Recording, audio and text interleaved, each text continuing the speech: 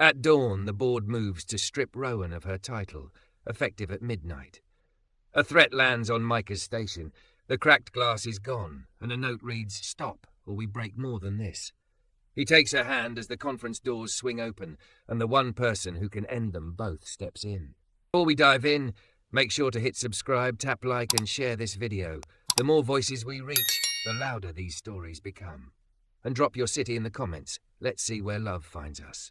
Rowan Ashford moved through the restaurant like a storm in a velvet dress, the kind that remembered every curve and dared the room to keep up. Her hips answered to their own metronome. Diamonds winked at her throat. The maitre stumbled over Ashford, and she corrected him without looking up from her phone, thumb flicking, jaw tensed like a locked door. She didn't wait to be seated so much as she permitted it.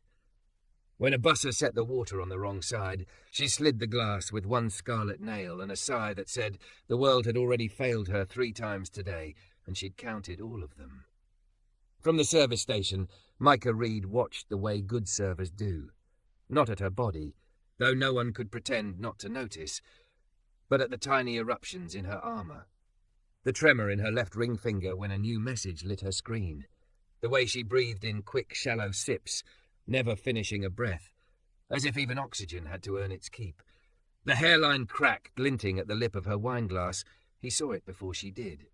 He didn't rush. He adjusted his cuffs, let his heartbeat step down a gear, and crossed the floor with the soft, precise authority of a man who had learned that care is a kind of power. "Miss Ashford," he said, voice warm enough to melt butter but not challenge. "Allow me to swap that glass. It's imperfect." Her gaze snapped up, cool and expensive. "Everything's imperfect," she said.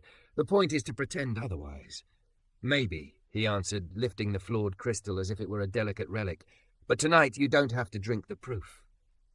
She looked at his hands, strong, steady, dark against linen like letters on a page. It unsettled her that he'd noticed what she'd chosen not to see. "I requested the window," she said. "I requested quiet. I requested competency. None of those seem to be on the menu." "Windows can be moved," he said. "So can noise." He nodded once to the host. In less than a minute, the floor plan reshuffled like a deck cut by an invisible dealer, and suddenly Rowan had a corner table that belonged to the city lights. The din of laughter softened to a velvet hush. He set down the new glass, perfect, stem-aligned with her knife. "Kindness isn't always requested," he added, "but I find it pairs well with almost everything." The line should have annoyed her. It didn't. She found herself listening to the way he placed plates, soundless, like he was setting down a promise rather than ceramics. The pear salad arrived with a shine like lantern light. Crisp duck with blistered figs came next, a scent that tunneled into memory before she could block it.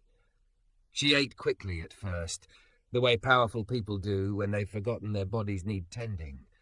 Then slowed when Micah returned with a small bottle of something pale and sparkling. "Ginger ale," he said, "disguised as champagne for nights when your stomach is the only adult in the room." A ghost of a smile, there and gone. "Try this with 1 breath. In for 4, hold for 2, out for 6. It helps when a day has teeth." "You're a waiter," she replied, "not a guru." "Tonight I'm a person who sees you," he said simply, and retreated before she could decide whether that was presumptuous or merciful. Rowan swallowed. The ginger fizzed dry and clean, and suddenly she could taste everything. The rosemary oil, the coarse salt, the way the duck skin shattered then gave. When had food become something to complete rather than experience? Success had carved her into angles, meetings, deposits, signatures. She'd called it freedom. Lately it felt like a glass room with a locked door she'd built herself. Her phone vibrated again. She meant not to look. She did anyway. Habit, gravity, addiction. The headline rose like a siren through fog. Ashford Labs sued by night shift staff. Wage theft and unsafe conditions alleged. The words became a tunnel, and she fell through it. She heard the restaurant the way someone hears the sea through a shell, far, curved, unreal. She had people for this. People who would say alleged like a shield and misunderstanding like a lullaby. But faces broke through the prepared phrases. The janitor who held the elevator and wouldn't meet her eyes, the delivery driver with the busted knuckle, the lab assistant who once flinched when she raised her voice. She'd never asked for names. She'd asked for results. It had always felt like mercy to stay above the mess. Now it felt like cowardice dressed in couture. Miss Ashford. Micah was there again, close enough for privacy, far enough for dignity. May I change your plate? I didn't finish, she said, and hated how small her voice sounded. I can't taste any more. Then let's not force it. He lifted the dish with a care that implied the person mattered more than the plate. He set down a linen-wrapped parcel, warm against the wood. This is the honey roll we serve to the staff when a night goes wrong. No garnish, no theatre, just something that steadies. She stared at the fold of cloth. The first tear didn't feel like a choice. It slipped past mascara and pride and the whole thesis of her personality and landed on the linen like a dark star. She caught it with a thumb, furious at her own biology. Then another came, and suddenly she was crying in public, quietly but undeniably, a woman famous for steel discovering she was mostly water. Micah didn't touch her. He didn't say, keep it together, or you're safe now, or any of the tidy lies used to shepherd emotions back into their cages. He stood angled toward her, a wall against the room, and let her be a person. We close at midnight, he said after a time, voice low, but some doors don't lock so easily. If you need 12 minutes after lights, take 15. Why would you do that? She asked, wiped at her cheek, cursed softly at the smear. Because someone once did it for me, he said, gazed somewhere near the floor, as if the memory lived there. And because no one eats alone in my section unless they insist. She laughed, an actual sound surprised out of her. I'm very good at insisting. I've noticed, he said, mouth tipping, and then gentler. You don't have to be good at it tonight. She stared at the window. Outside, the city glowed like a patient constellation. She had cancelled birthdays for board votes. She had flown across oceans for a single handshake. She had managed crises by bulldozing them into non-existence and calling it leadership. Now a waiter had offered her time as if it were a warm thing he could put in her hands, and she realized she didn't know how to hold it. Do you ever get tired of being kind? She asked. Yes, he said, but I get more tired of being a person I don't respect. She picked up the honey roll, tore it. Steam rose, scented with butter and thyme. It tasted like the kitchen she never had, the one where someone hummed and set a plate down with love, where nothing was judged by quarterly reports. Her breath unspooled. She did his strange count, 4 in, an awkward 2 of hovering, 6 out, and felt foolish until she didn't. The dining room thinned, chairs flipped, glasses chimed as if saying good night to one another. A server laughed by the bar, the sound reverent in the near-empty space. Micah refilled her ginger ale and then left her alone with it, as if absence could be a form of presence too. She texted her general counsel a single instruction. I want to hear them. Not a meeting. Not PR. People. Names. Stories. Then she powered the phone down, a ritual she'd never performed during a meal in a decade, and set it face down like a surrender flag. When the lights finally slid lower, Micah returned with her coat, lined in satin, heavy as a verdict. He held it open. She stood, and the proximity startled them both, her perfume warm and green. His skin smelled faintly of cedar and clean cotton. For a heartbeat, they were two strangers inside the small weather of a shared breath. Thank you, she said, and meant more than the service. Be safe getting home, he said, and meant more than the cab ride. She hesitated, then blurted, You said you see me. What do you see? He didn't rush his answer.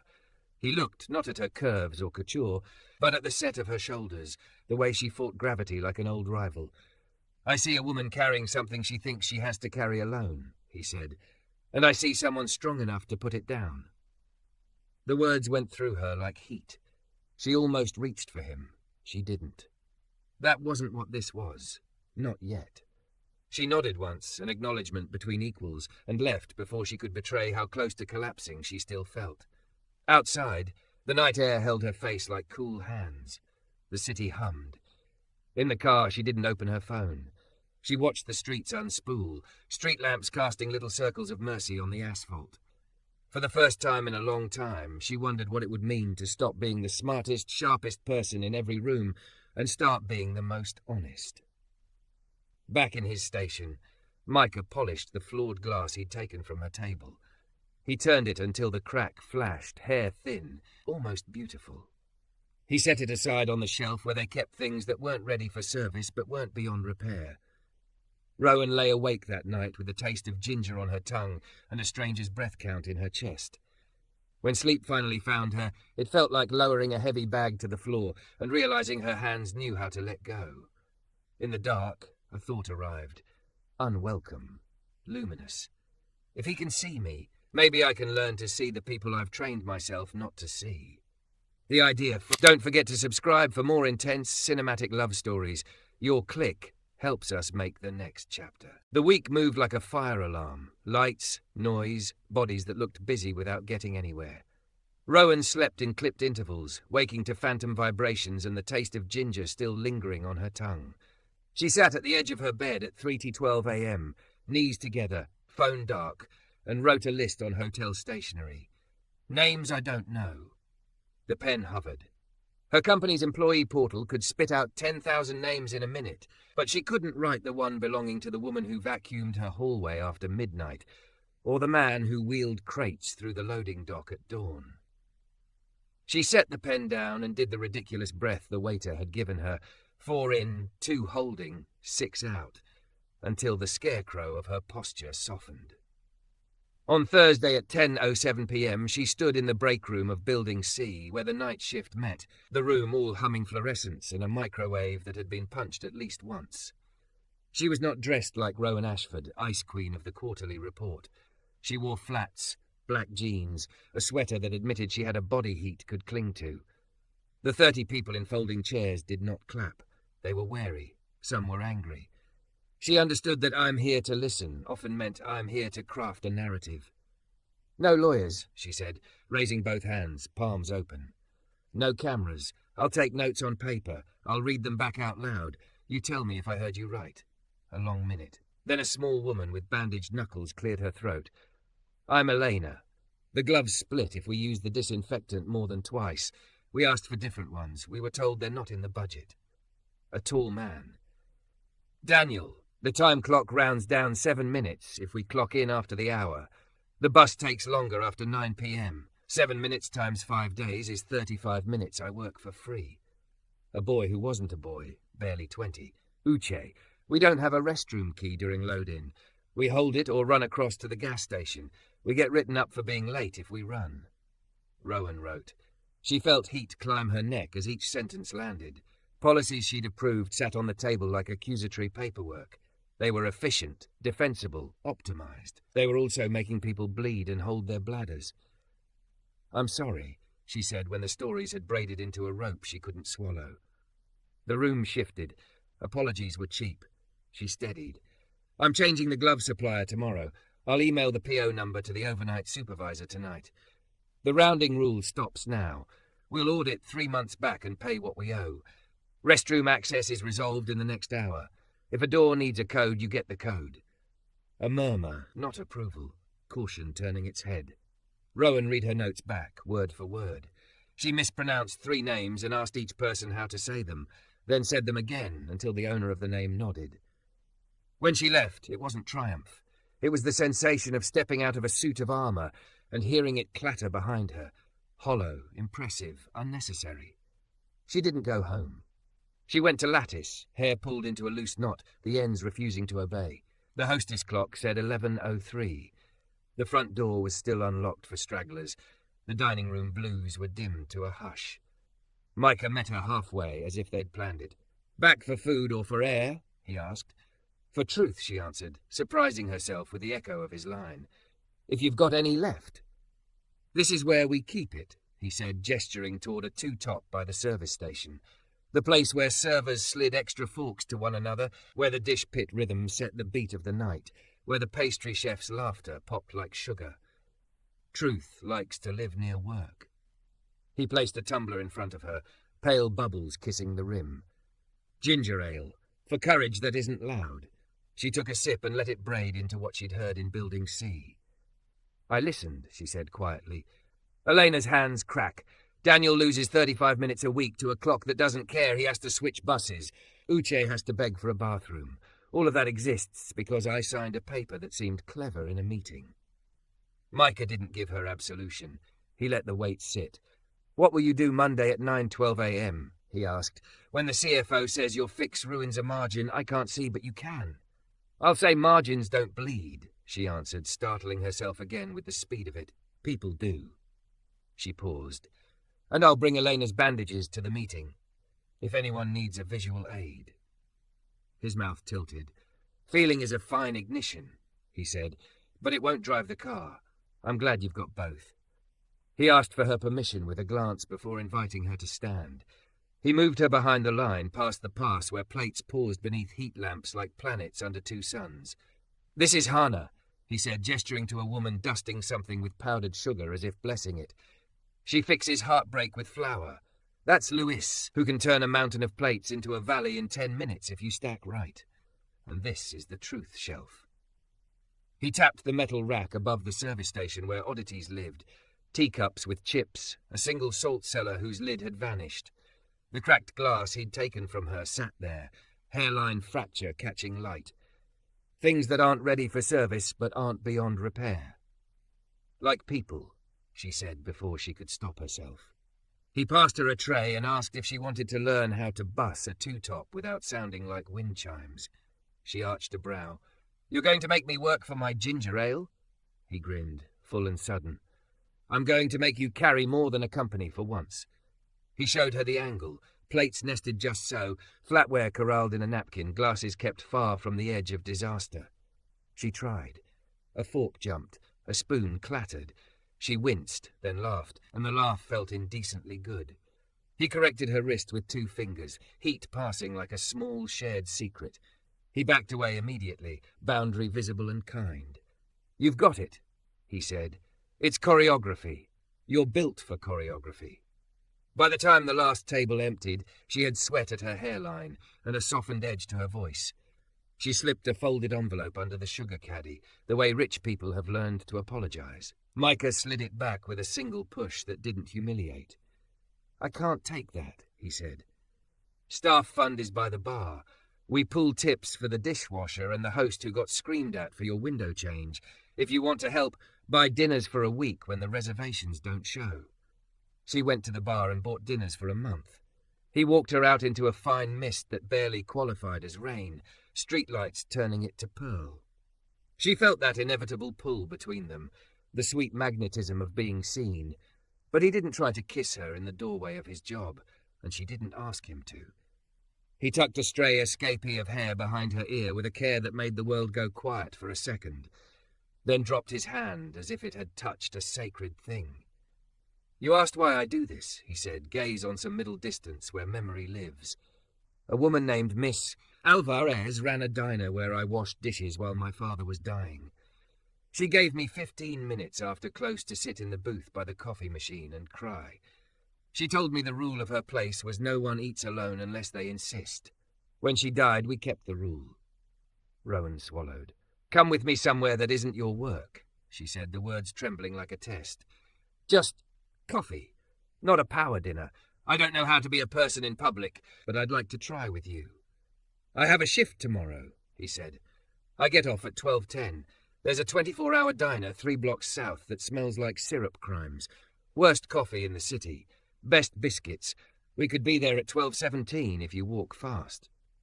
"I'm good in heels," she said, glancing down at her flats, then owning the joke. "I'm learning in flats."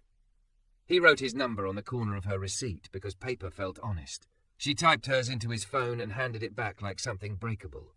No promises, just coordinates.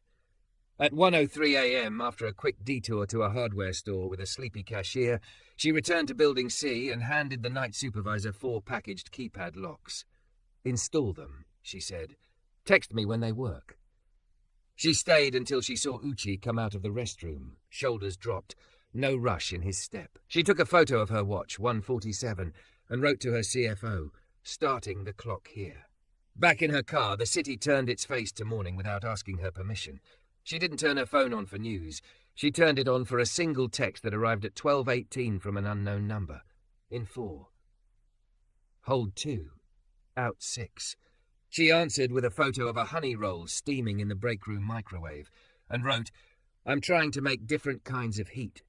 She leaned her head back and breathed until her pulse stopped pretending to be a siren. Tomorrow night there would be biscuits and awful coffee and a booth by a machine that hissed like an animal. She would probably say too much or not enough. She would definitely mess up a plate stack. But she would learn, and she would keep learning, because a man who carried truth like good china had shown her that repairs begin where you stop insisting you're unbreakable. For the first time in years, she didn't dread Friday. She dressed the thought in caution, then let herself smile anyway.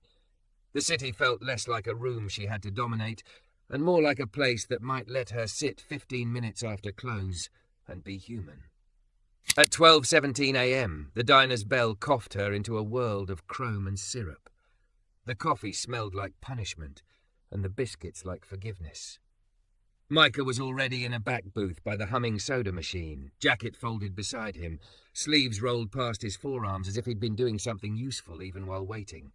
Rowan slid into the seat across from him, flat squeaking on tile, hair refusing its clip. She felt overdressed in a sweater. She felt underdressed as a person. She felt, which was new. "You kept the time," he said. "You taught me to breathe," she answered, and then immediately flushed, aware of how intimate it sounded. A waitress in a green apron poured coffee that threatened to file for emancipation. Micah ordered biscuits, with mercy, and a side of bacon they both pretended was for sharing. When the waitress left, he looked at Rowan the way he looked at a plate before he touched it, checking for heat, for where it might burn. "You said you wanted truth," he said. "Truth isn't always pretty." "I've made a career out of pretty lies," Rowan replied. "I know their shape. I'm here for the other thing." He wrapped his hands around his mug. "My father taught music at a middle school," he said. "When he got sick, I washed dishes at Ms. Alvarez's diner. She paid me in cash and leftovers and time, 15 minutes after close to sit and be useless. The night he died, she sat in the opposite booth and didn't talk. She just breathed with me. When I say I won't let people eat alone, I'm not being noble. I'm paying an old debt." Rowan expected herself to say something polished. Instead, she said the thing that was true. "My mother believed kindness was a leash. If you let people see you soft, they'd drag you. She was beautiful and mean. Efficient, too. I thought I was building a life opposite hers. Turns out I just built a better disguise." The biscuits arrived like a small miracle, torn open, steam making halos. They ate in a silence that felt like an actual room, not a punishment. When the waitress returned, Micah asked for honey. Rowan watched the way he listened to a stranger who was just doing a job at midnight, the way he put please and thank you in the right order without thinking. "I went to the night shift," Rowan said finally. "Elena's hands are split. Daniel's time gets stolen in little pieces. Uche runs to the gas station to pee and then gets written up for being late. They told me these things like they were telling me their birthdays. How did you leave it?" "Not clean." She smiled without humour. "But clear. I'm changing gloves and time rounding, restroom keys and codes tonight, back pay audit, and I'm going to say their names in the morning meeting. Correctly." Micah's eyes warmed, not with praise, but with recognition. "Morning will come with a price," he said. "You ready?" She leaned forward. "Yes. I'm not letting a spreadsheet tell me who I am anymore." He nodded toward her chest. "Count now." They did it together, quiet as a prayer, in 4, hold 2, out 6. The soda machine hissed. A cab flash painted the wall yellow and gone. Something inside her, that long, rigid icicle, dripped once.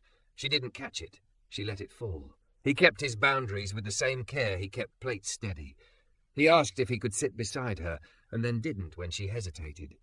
Later, when she slid around to share the bacon he kept pretending was his, he asked if he could take her hand. She turned her palm up, surprised at how soft it felt to be held with no agenda attached. His thumb traced a line she hadn't known was sore. They didn't kiss. They ate. They laughed about the coffee. They scheduled nothing beyond Monday's breath. At 8:59 a.m., Rowan stood at the head of a glass-walled conference room that had never once heard a human apology. CFO Gordon Pike rolled in with spreadsheets like battlements. Legal said words like exposure, precedent, shareholder. HR gently weaponized the word policy. Rowan set Elena's bandage on the table. No one touched it. She said each night shift name slowly, stumbling, correcting, until her tongue learned the shape of the people she had ignored. The glove vendor changes today, she said. The clock rounding stops now. We audit 3 months, pay the balance, add a transit grace for the late bus. Bathrooms get coded locks, every shift lead gets a code. And we start a hot meal at 1:30 a.m. for the people who keep the lights on while we sleep. No one eats alone unless they insist. Gordon spread his hands. This is expensive. Margins don't bleed, she said. People do. Shareholders? We'll get a letter, Rowan said. They invested in an idea. The idea includes how we behave when it's dark. Legal tried a final alleged. Rowan picked up the bandage and put it in the General Counsel's palm. Allege that, she said softly. Silence, the kind that breaks or makes a person. Gordon looked long at her, as if remembering the kid he'd been before Prophet calcified over his heart. He lifted his spreadsheets, then set them down. We'll make it work, he said, not happily, but honestly. By noon, new gloves were on a truck. By dusk, payroll had a back pay report Rowan knew would start 1,000 angry emails that belonged in her inbox. At 1:47 a.m., Uche texted a photo of a keypad lock with a thumbs-up emoji and 6 exclamation points. She sent back a photo of a pot of stew in the break room, plastic bowls stacked like an army. She wrote, "Save me a bowl if there's any left," and meant it. The next night, after service at Lattice, she came by with 3 bakery boxes and a framed card she asked permission to leave near the dish pit. Micah read it, lips moving. No one eats alone, unless they insist, in honor of Miss Alvarez. He looked at her like someone looks at a solved riddle. You didn't have to. I wanted to make the rule permanent somewhere, she said. I'm working on it at my place. I figured her spirit could live in more than one building. He hung the card himself on the wall, where the dishwasher could see it when the steam got mean. Then he brought Rowan to the truth shelf. The cracked wineglass had been cleaned and set where the light could find its wound. He lifted it carefully, not to give, but to show. We don't serve from it, he said, but we don't throw it away. It reminds us that not ready and not worthy aren't the same thing. Rowan touched the thin lightning of the crack with one fingertip. I know a person like that, she said. They locked up to the sound of ice machines swallowing their own breath. Outside, the rain had grown up. No longer mist, now a steady curtain with patience. Micah tilted his head toward the alley where the noise of the city became a low, companionable roar.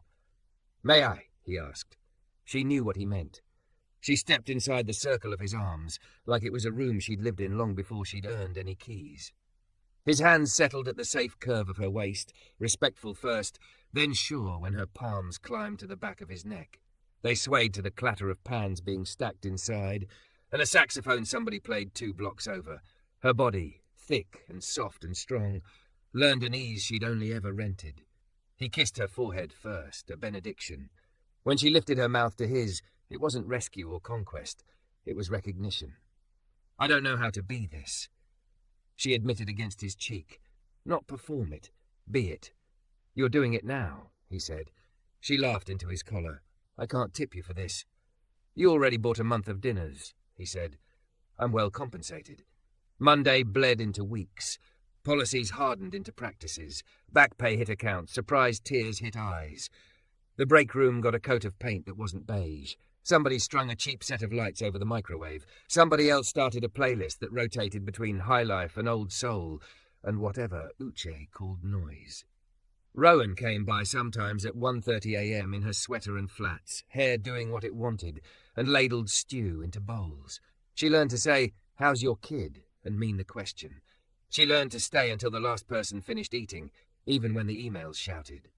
In the daytime, investors called wanting reassurances, then stories, then photos of the whiteboard that said, "We measure what matters."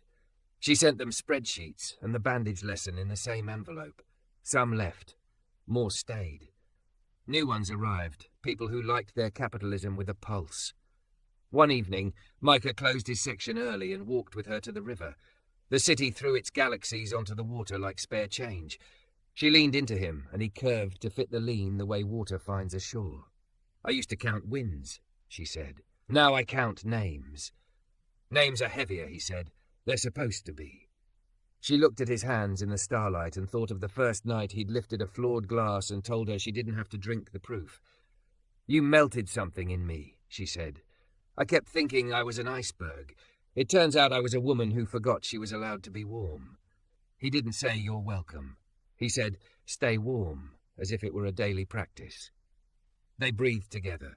In 4, hold 2, out 6, the count settling into her bones like a second heartbeat. Months later, a new hire asked Rowan, "What changed you?" in a meeting that got too honest too fast. Rowan glanced at the shelf in her office where she'd placed a chipped teacup, a bent ID badge someone returned after a decade, and a framed photo of a honey roll steaming in a napkin. She thought of a man who moved at the speed of attention, a diner where the coffee was terrible and the mercy was good, a break room lit like a promise. "I stopped insisting I was unbreakable," she said, "and I let love teach me how to carry things without turning to stone." That night she and Micah danced slowly in her kitchen, the only music the refrigerator's low hum and rain making lace on the window. Her phone lay face down, dark, obedient. When the timer on the oven rang, she pulled out a tray of honey rolls she'd practiced a dozen times to get right. They tore one open and watched steam rise, mingling with their breath. "Different kinds of heat," she said. "Exactly," he answered, and kissed the place where her smile started.